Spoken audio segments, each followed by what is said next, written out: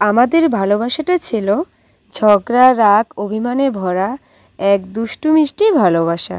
আর 5টা সম্পর্কের মতো আমাদেরও একটাই প্রশ্ন ছিল, আদৌ কি আমরা বিয়ের পিঁড়িতে পৌঁছতে পারবো? অনেকের অভিমতও ছিল, আবার অনেক বাধা বিপত্তিও ছিল। তখন মনে একটা ভয় লাগতো, ভালোবাসাটা পূর্ণতা পাবে তো?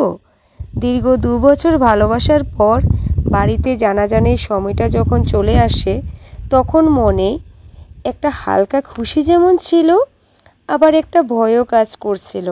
কে জানে কি হয়। যাক, সব লড়াইয়ের পর শেষটা খুব ভালোই ছিল। আর হ্যাঁ, শেষ ভালো যার, সব ভালো তার।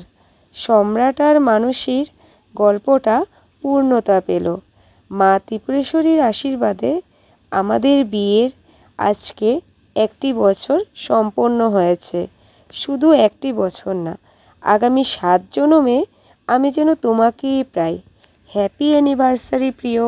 এভাবেই আমার সুখে দুঃখে সবসময় পাশে থাকো। অনেক ভালোবাসি তোমায় প্রিয়।